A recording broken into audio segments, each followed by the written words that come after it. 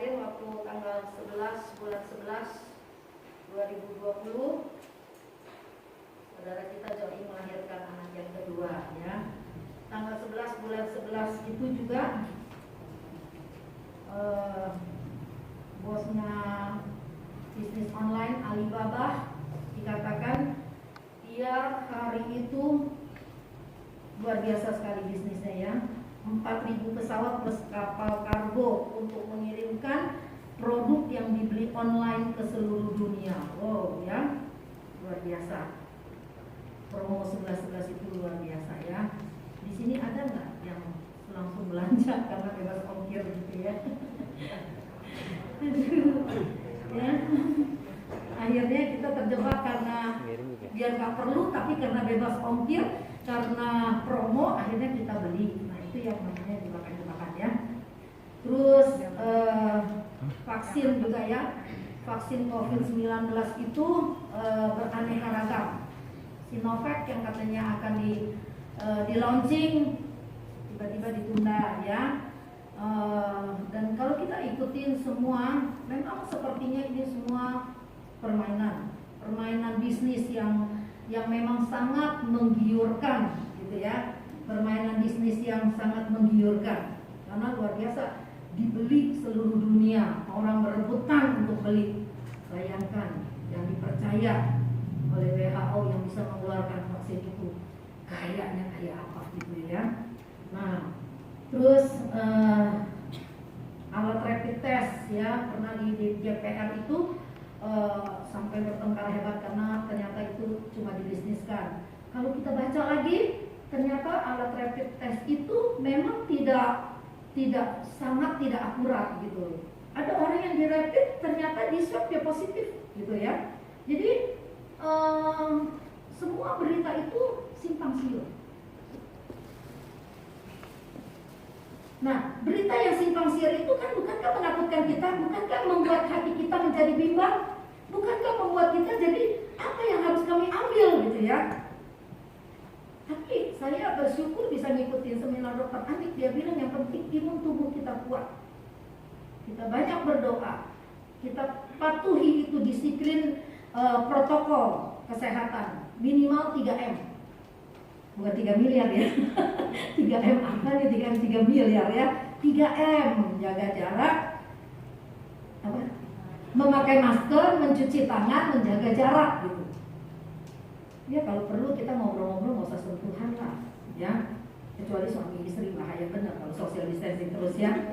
Yang kalau lagi marah sih ini momen yang paling tepat ini. Udah tidurnya satu ke sana satu ke sini, padahal lagi marahan gitu ya. Puji Tuhan kita nggak seperti itu kan.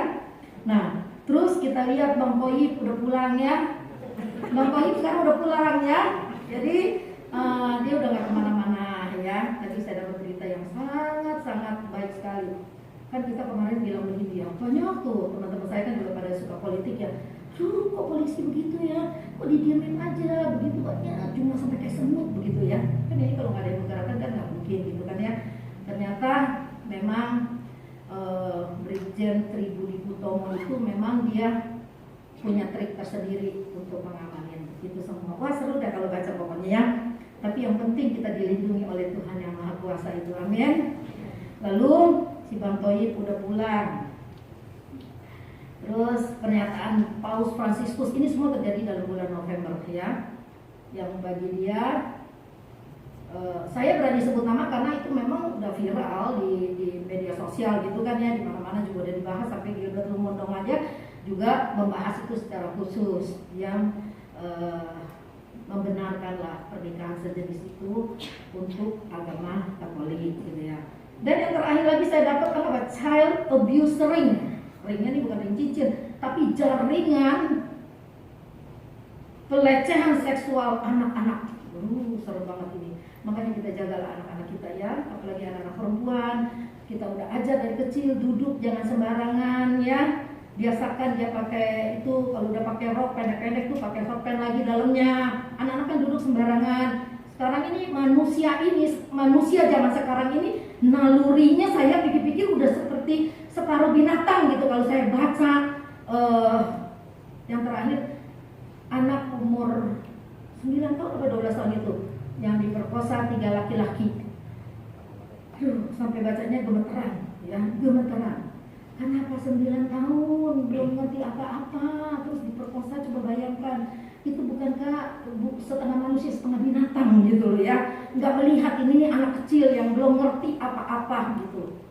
Nah, itulah semua pengaruh-pengaruh dunia digital masuk begitu cepat tanpa bisa dibendung, dan orang-orang nggak siap mentalnya. Apalagi kalau yang kehidupan beragamanya tidak terarah dengan benar, kehidupan beragamanya tidak tidak ketat, tidak kuat. Waktu zaman Barack Obama kan di Amerika tidak ada pelajaran agama, dihapus. Tapi waktu Donald Trump diadakan lagi. Jadi Mr. Donald ini ya ada plus minusnya gitu ya. Saya suka kelupaan, bilangnya Donald Bebek gitu, saya kelupaan gitu. Soalnya saya suka film Donald Bebek gitu ya. Jadi karena dia kan ada musuhan dengan Cina, perang dagang, TikTok dilarang. Sekarang TikTok ngeluarin banyak sekali, wah lucu-lucu, lagi bancak lagi di warung pakai kos kutang begini gitu ya, kasihan sekali ya. Jadi betul-betul dilecehkan gitu. Nah itulah dunia yang sekarang. Orang bebas berkata, orang bebas melakukan banyak perkara, dan orang sudah kehilangan moral. Tapi puji Tuhan, kita anak-anak Tuhan yang setia kepada Tuhan, kita masih hidup di dalam aturan-aturan yang benar. Maka kita perlu, negara itu perlu diberi kebebasan beragama sesuai dengan keyakinan. Negara itu penting untuk mendidik anak-anak, bukan yang ekstrim, yang akhirnya membuat kita juga salah jalan kalau terlalu ekstrim. Nah, saya sebut ini semua karena ini berhubungan dengan akhir zaman, berhubungan dengan bagaimana antikris yang akan berkuasa itu, dia mulai menunjukkan siapa dirinya yang sebenarnya. Dia udah gak samar-samar lagi nih, udah mulai terbuka, udah mulai terang-terangan. Waktu saya mengulangi lagi pelajaran ini, karena ini kan sambungan 2 minggu yang lalu, saya pikir ini Alkitab.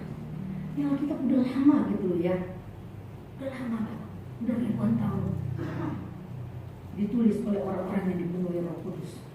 Tapi itu masih bisa dibahas, dan rahasia-rahasianya bisa terbuka sampai zaman sekarang. Sekarang kan menuju zaman antikris ini semua udah dibuatkan di dalam Alkitab, kitab Daniel. Dan kita kalau mau baca lagi 1 Yohanes 1, 2, dan 3, terus kitab Wahyu, itu semua bicara-bicara tentang antikris.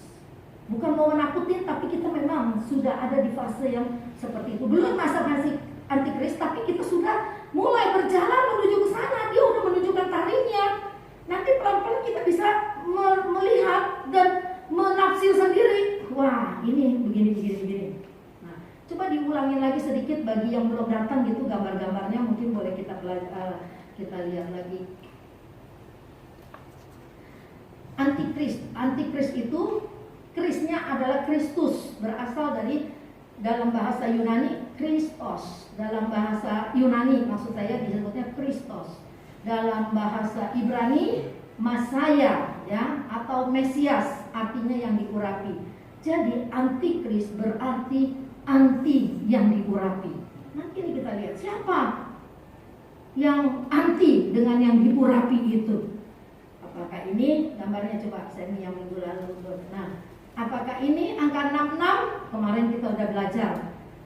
Bukan angkanya 66, tapi di belakang angka 66 itu ada apa gitu ya.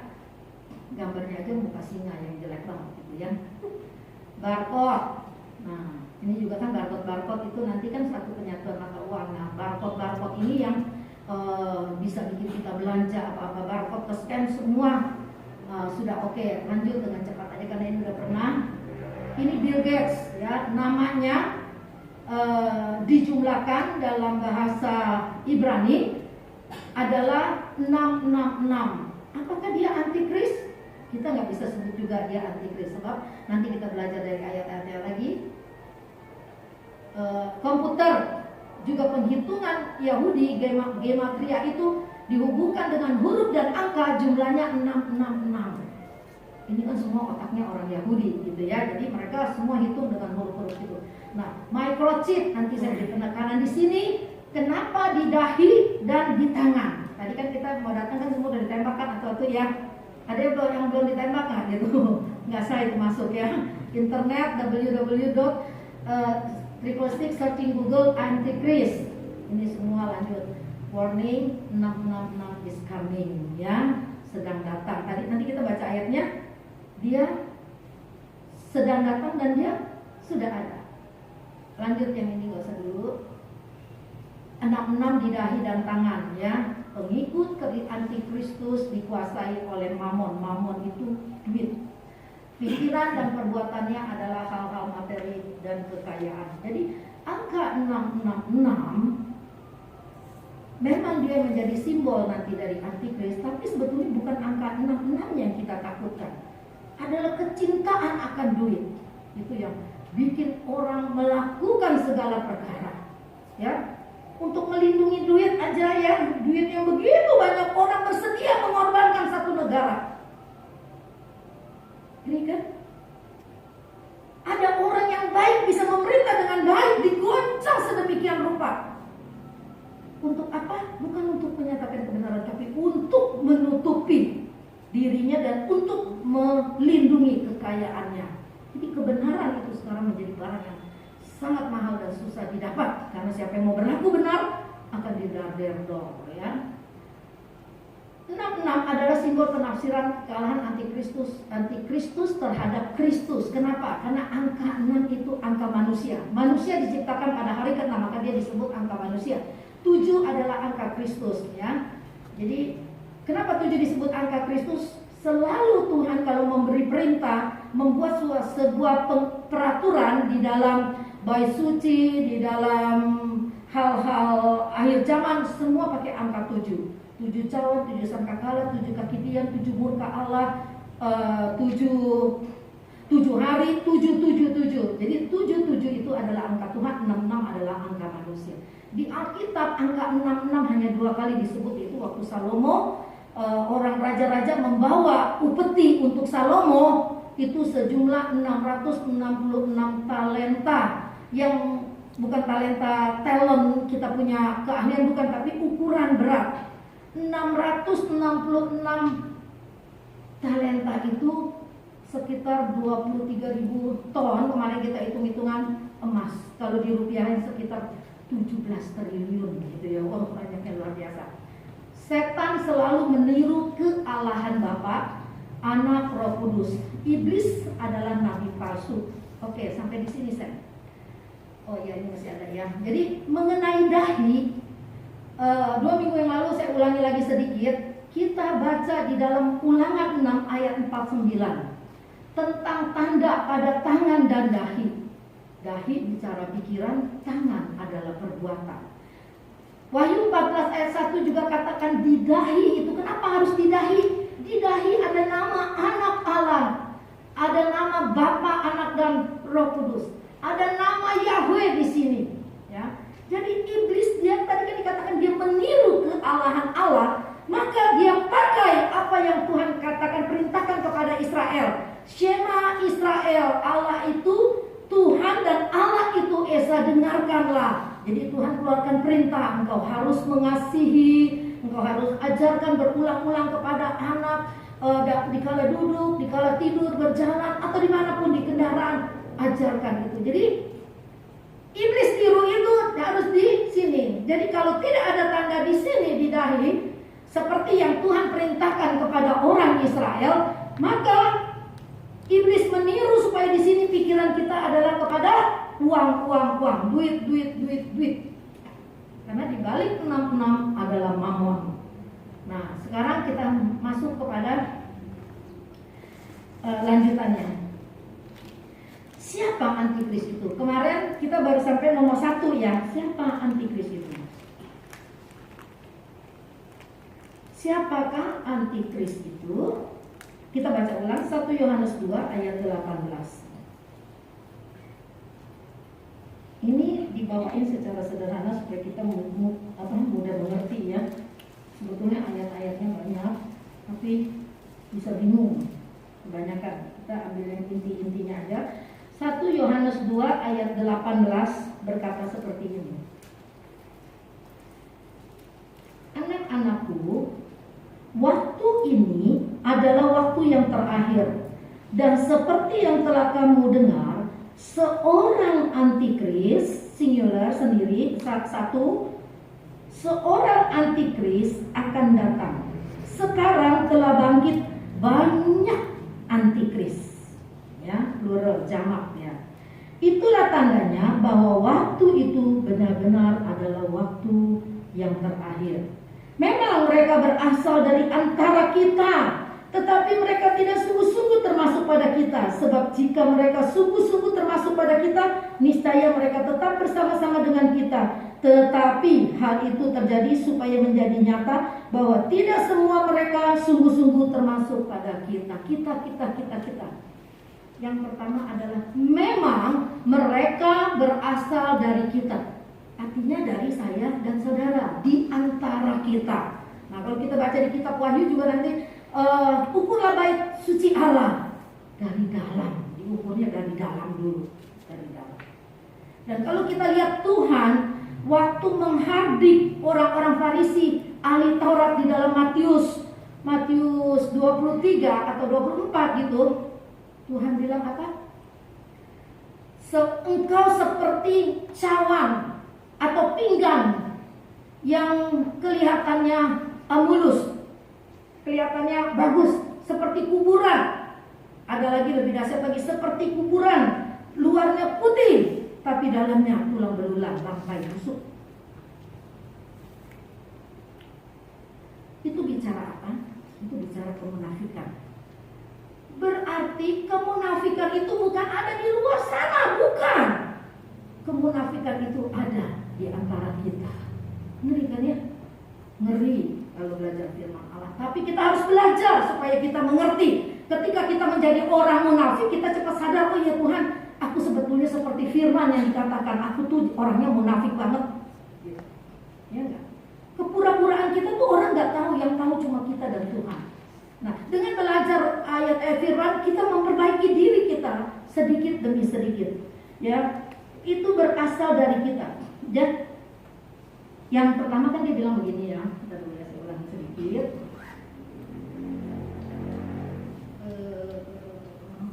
Seorang antikris, bagian 18, ayat 18 akan datang. Seorang antikris akan datang. Seorang antikris akan datang, tapi belum datang. Tapi Yohanes katakan lagi, sekarang, artinya saat ini telah bangkit banyak antikristus. Antikristus yang sebenarnya akan datang. Sekarang saat ini telah bangkit banyak antikristus. Nah, ini yang kita mau nyimak sedikit. Banyak antikris. Siapa? Yohanes katakan memang mereka berasal dari antara kita.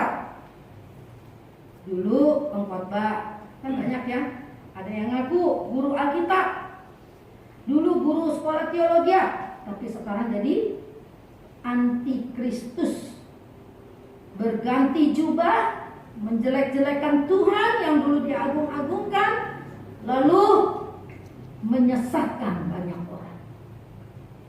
Itu yang dikatakan dia berasal dari antara kita. Nanti kita belajar lagi lebih lanjut. Orang yang paling dekat sama kita bisa juga menjadi antikris.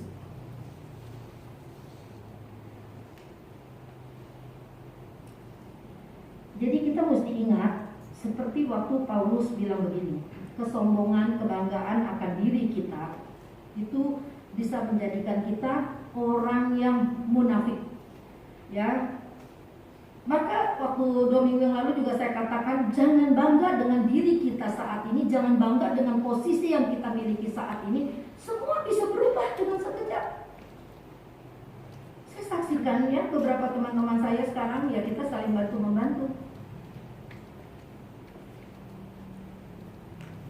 Punya hotel, punya travel, sekarang jualannya susu almond, kacang almond, coba bayangkan.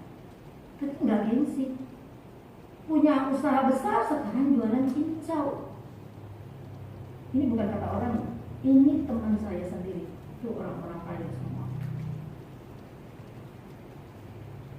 Ada yang gajinya besar 20 juta, tapi sekarang nerima beras bantuan. Kalau dari komplek ada bantuan lumbung pangan, dia datang ambil. Sampai ditanya, kenapa ambil? Lu kan berkecukupan. Gajinya 20 juta. Ternyata dia dipotong 50% gajinya, tinggal 10 juta. 10 juta itu bayar kredit rumah dan mobil sudah habis. Untuk makan biaya anak sekolah udah nggak ada. Nah, makanya kita nggak bisa lihat. Dan kita juga nggak bisa, dulu mungkin kita bisa sombong. Tapi begitu pandemi ini datang, apa yang kita mau sombongin? Ngeri ya.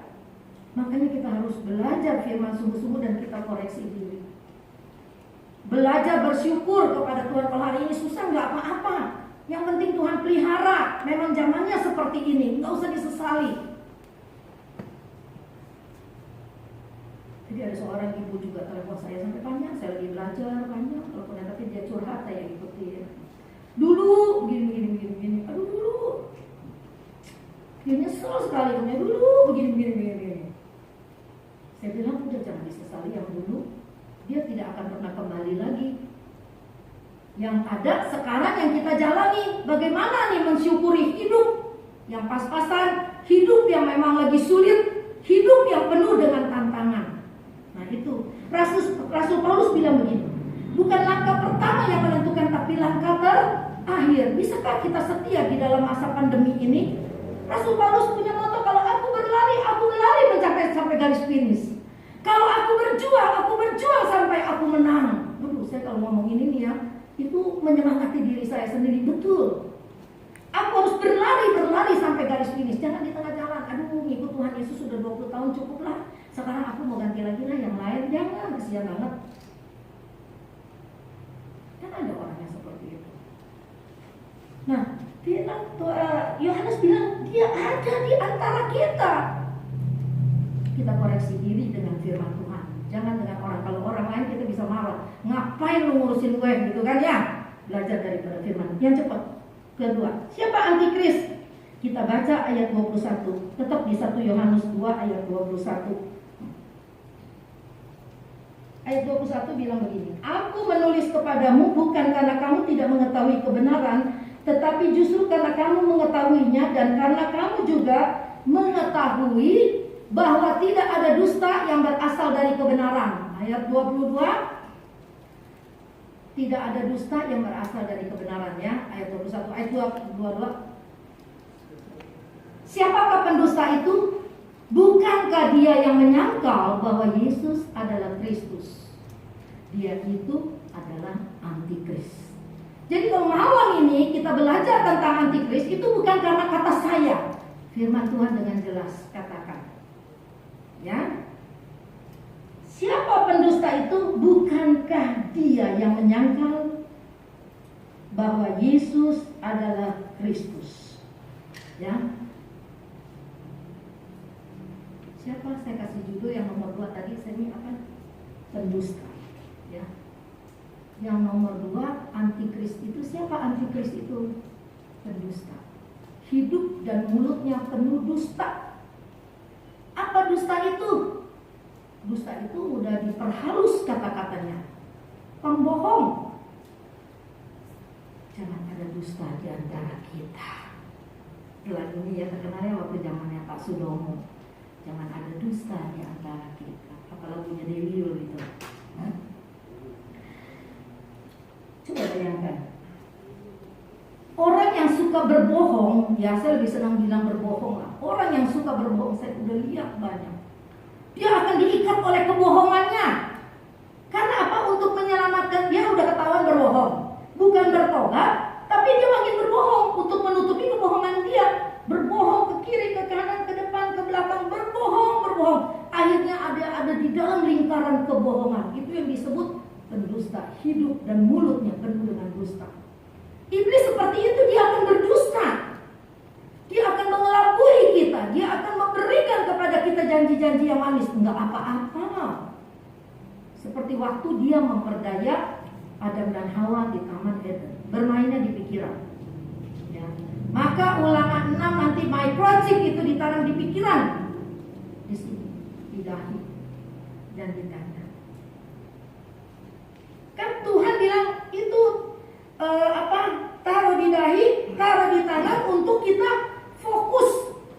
Orang Israel diajar fokus hanya kepada Allah dan lakukan. Ketika dia bilang ajarkan kepada anakmu waktu kau duduk, waktu kau berdiri, Tuhan mau kita lakukan firman itu. Dengar, Shema Israel, dengar orang Israel. Tuhan itu, Allah itu adalah Tuhan, Tuhan itu Esa. Artinya tidak ada lain Tuhan selain Allah Bapa. Orang Israel didoktrin seperti itu. Nah, iblis ingin mendoktrin manusia dengan cara bagaimana? Diharuskan memakai microchip itu, baru bisa berbeli, berbelanja. Maka dimulailah dari awal digital. Dunia digital, sekarang kita memasuki dunia digital. Kita mau bilang, aku gak mau, biarin aja orang-orang. Gak bisa loh. Sekarang semua dipermudah karena digital. Nanti sampai pada klimaksnya udah nggak pakai uang, ya jalan aja seret, udah terbayar semua. Saya bingung ya mikir ini bagaimana orang itu ya. Dan firman ini ditulis udah lama banget, tapi itu sampai kepada detik ini kalau kita belajar, firman itu benar. Firman itu ajaib dan berkuasa, dan sampai hari ini firman ini gak pernah ketinggalan zaman. Kita bilang, aduh udah lama udah ketinggalan zaman. Udah gak ada berita begitu. Ada, itu semua berhubungan dengan apa yang ada di Alkitab. Nah kalau bicara pendusta, orang yang suka fitnah orang pendusta bukan? Coba, pendusta bukan sama?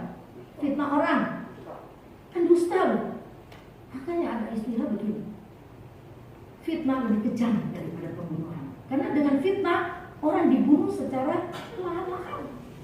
Dibunuh apanya? Karirnya, dibunuh masa depannya, dibunuh dengan berita bohong yang dia sebarkan. Bisa aja orang itu ada di gereja, tapi saya mau ingatkan firman Allah berkata, dia ada di antara kita. Apakah kita antikris? Kalau kita belajar firman Tuhan, kita harus koreksi diri. Tuhan, kalau saya nggak bertobat, saya bisa jadi antikris. Kalau saya nggak tulus dalam ibadah saya bisa jadi antikris. Bukan di luar, bukan ujung sana-sana yang jauh-jauh. Di antara kita. Maka Tuhan itu luar biasa kasihnya ya. Ketika orang berzina dibawa kepada Tuhan. Ini berzina, menurut hukum Yahudi harus dirajam mati dengan batu. Tuhan bilang, yang ngumpul ahli Taurat, orang-orang beragama tinggi semua. Siapa yang tidak berdosa, lempari dia dulu dengan batu. Apa yang terjadi? Orang pulang satu-satu, lari berani lempari, karena mereka semua merasa mereka pun berdosa. Ini satu pengajaran yang luar biasa. Bukan soal cerita tentang vagina, terus itu Tuhan Yesus ampuni, bukan. Tuhan Yesus bilang begini, perkataan ini yang sangat berkuasa. Pulanglah dan jangan berbuat lagi. Pulanglah dan jangan berbuat lagi. Ini luar biasa. Pulang dan jangan berbuat lagi. Tuhan cuma menginginkan kita bertobat. Jangan lakukan lagi. Kalau kita udah pembohong, pendusta, jangan. Rumah tangga kenapa tidak harmonis? Biasanya ada dusta.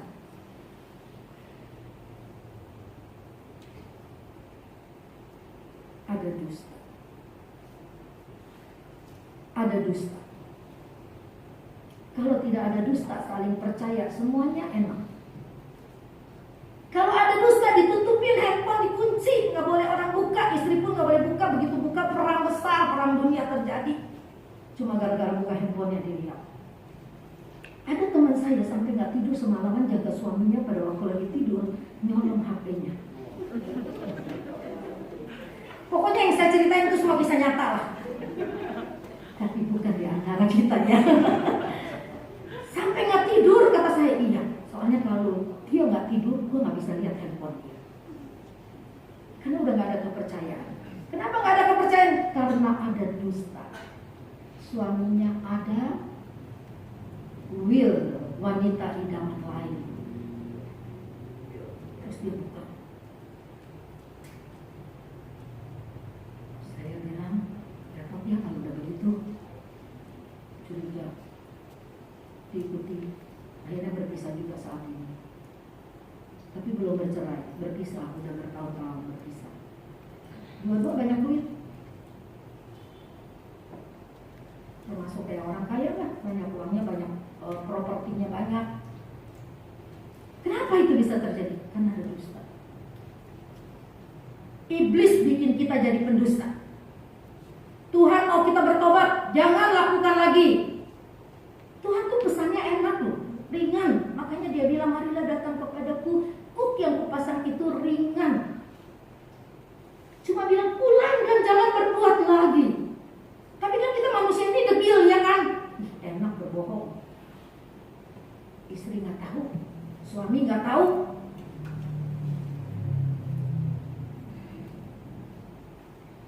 Jadi pendusta, pemfitnah itu hati-hati.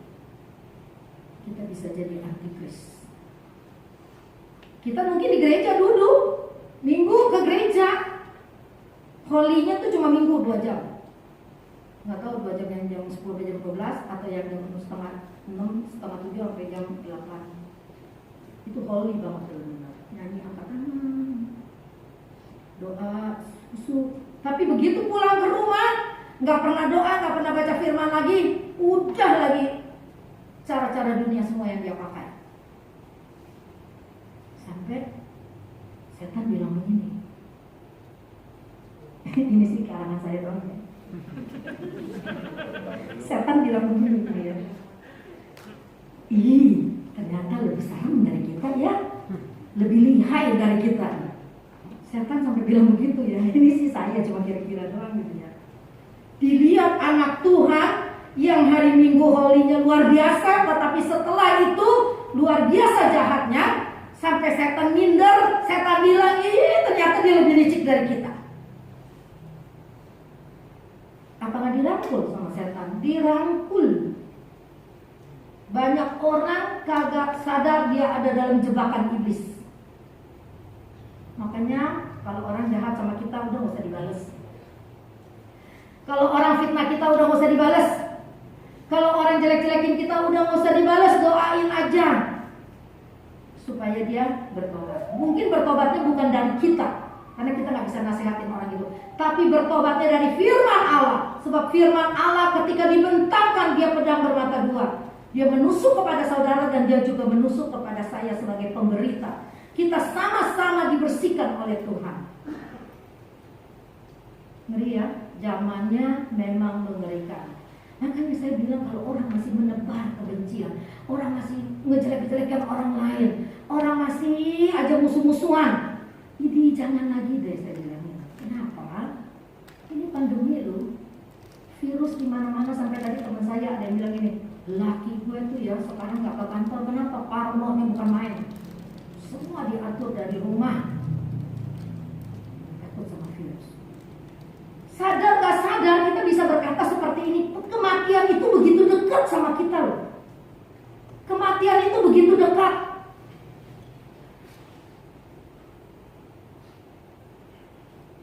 Jadi kita jangan main-main lagi dengan ibadah kita. Jangan main-main lagi dengan firman Allah. Ya Tuhan, kalau memang waktunya aku dipanggil Tuhan, ya aku mati dalam keadaan imanku tinggi dan aku ibadahnya tulus, hidupku benar di hadapan Tuhan. Surga menanti kita. Tapi kalau ketika kita di akibat pandemi kita harus meninggal, kita hidup di dalam kebohongan, kita hidup di dalam penyangkalan diri kepada Tuhan, apa yang akan terjadi? Di mana tempat kita? Saudara bisa jawab sendiri, ada di mana itu? Yang ketiga, kita baca 1 Yohanes 2:2 ayat yang bagian C. Siapa antikris itu? Dia adalah yaitu dia yang menyangkal baik bapa maupun anak. Bisa nggak nih di antara kita menyangkal Kristus? Bisa. Bisa, banyak. Anak Tuhan tapi menyangkal Kristus. Waktu kapan? waktu mengalami kesusahan. Tuhan di mana sih? Kok kayaknya ke pencobaan bertubi-tubi, di mana Tuhan? Sakit gak sembuh-sembuh, orang lain sakit sembuh, saya gak sembuh-sembuh, padahal yang berdoain udah segereja. Terus mulai ngambek, udah so ke gereja, bilang begini, ke gereja gak ke gereja sama aja, gak sembuh. Bukankah ini kita udah menyangkal Tuhan? Firman Tuhan yang dilakukan saya. Dia itu adalah antikris, yaitu dia yang menyangkal baik bapak maupun anak. Saya juga diajar oleh firman Allah. Jadi bukan kata saya, tapi kata firman. Kita sama-sama belajar.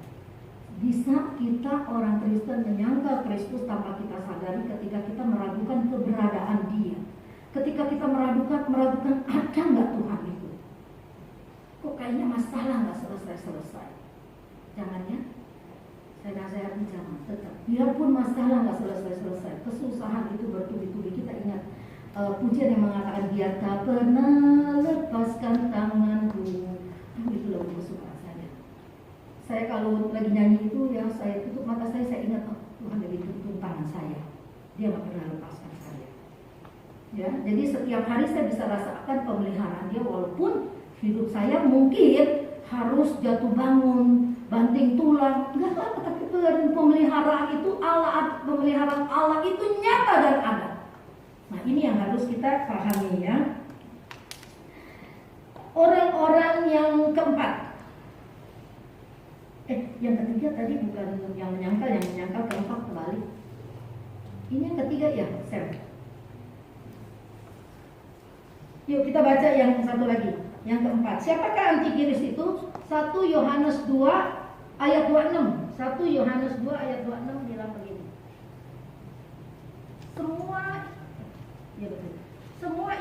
Semua itu kutulis kepadamu, yaitu mengenai orang-orang yang berusaha menyesatkanmu.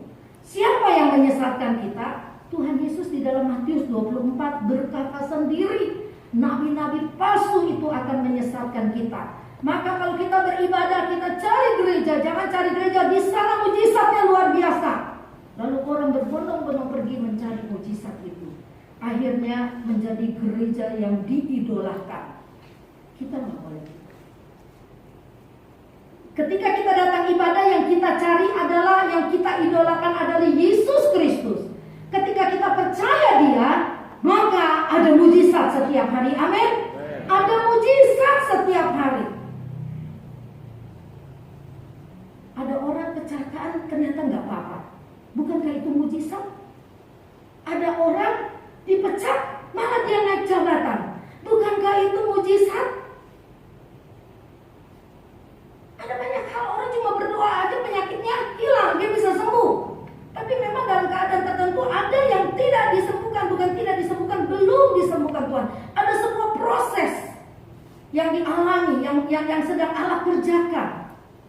Maka hati-hati jangan sampai kita menyangkal Tuhan, dan hati-hati jangan sampai kita disesatkan oleh nabi-nabi palsu dengan ajaran-ajarannya. Makanya kalau kita mau cari khotbah-khotbah buka internet, hati-hati, ini kemana nih arahnya? Sebab doktrinnya apa? Nah itu kita bisa ikutin gitu ya. Karena kadang-kadang wah ini saudara kalau nggak pengetahuan yang nggak banyak, saudara nggak bisa bedain loh. Ini ajaran udah mulai melenceng, ini ajaran udah mulai nggak benar loh. Tapi kalau kita nggak memahami, kita nggak ngerti, terus kita telan aja semua itu pengajaran. Puji Tuhan kita dididik dan kita mau belajar yang benar daripada firman Allah. Matius 24 ayat 15, yang berdiri di tempat kudusnya siapa? Coba kita tampilin ayatnya Seth, tolong. Matius 24 ayat 15. Ini juga Tuhan sendiri yang berbicara ya, tentang pembinasa keji, yaitu antikris. Jadi apabila kamu melihat pembinasa keji berdiri di tempat kudus, menurut firman yang disampaikan oleh Nabi Daniel, para pembaca hendaklah memperhatikannya. Loh, pembinasa keji tapi berdiri di tempat kudus, siapa itu? Lalu dia memberikan firman menurut firman yang disampaikan oleh Nabi Daniel, oleh para pembaca semua yang membaca firman ini di tempat kudus biasa, hamba Tuhan, betul kan?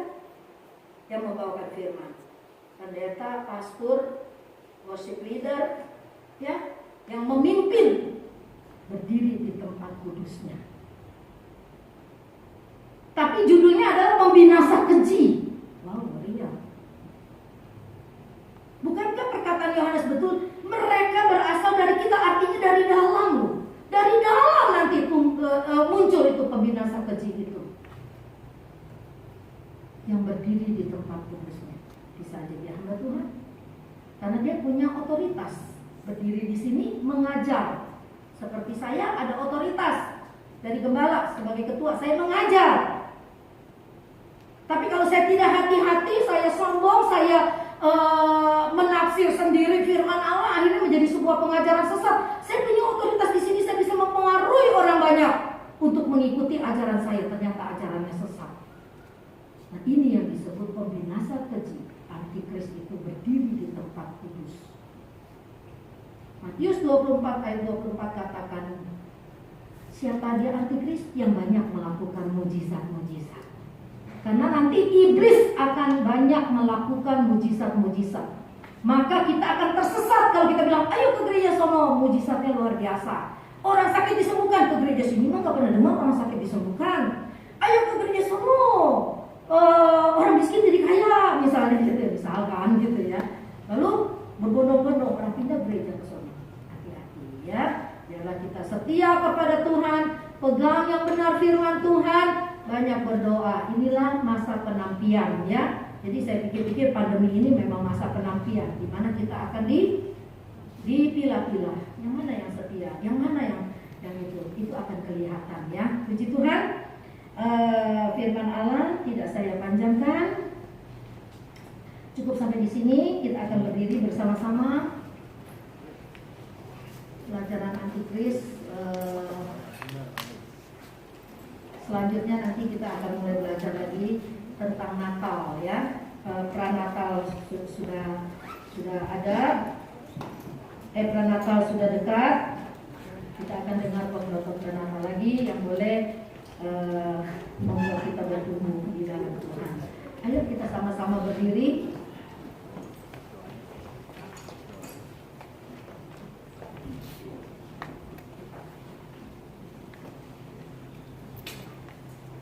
Ku rindu kau, gitu ya, lagu lama nih ya. Ku rindu kau, ku rindu kau. Biarlah kita datang ke rumah Tuhan karena kita rindu sama Tuhan. Kita rindu dipenuhi Roh Kudus, dipenuhi dengan firman Tuhan ya.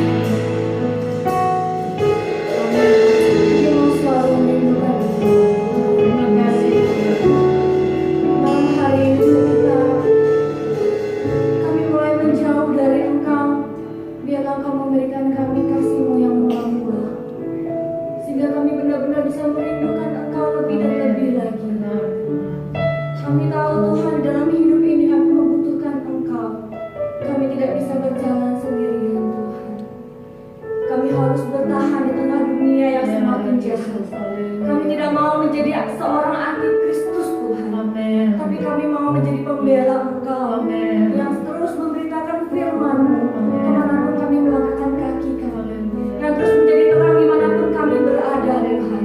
Dan kami tahu itu tidaklah mudah ketika kami mengumandangkan kepada dunia bahwa kami mau menjadi pelaku firman Tuhan.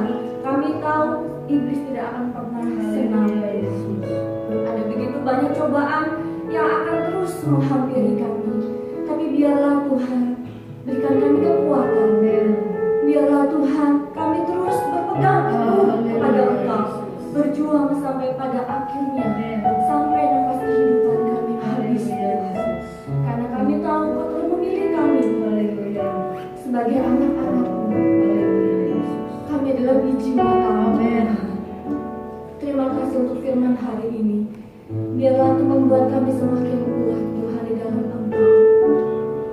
Kami mengucap syukur untuk setiap kesempatan yang boleh kami rasakan Tuhan. Begitu banyak orang yang mungkin ingin beribadah tetapi tidak bisa. Tapi kami bersyukur kami boleh berdiri di tempat ini, merasakan hadirat-Mu, mendengarkan firman-Mu Tuhan. Terima kasih Bapa. Dan kalau setelah kami akan memberikan persembahan kami yang kedua, Engkau yang akan memberkati setiap tangan-tangan kami. Kami mau memberi dengan bersuka cita. Kami percaya Tuhan Engkau yang akan memberkati setiap lahan pencarian kami. Karena kami tahu setiap anak cucu-Mu tidak akan pernah meminta. Terima kasih Bapa. Terpujilah nama-Mu dalam nama Tuhan kami Yesus Kristus. Haleluya. Amin. Amin. Puji Tuhan, silakan duduk. Kita akan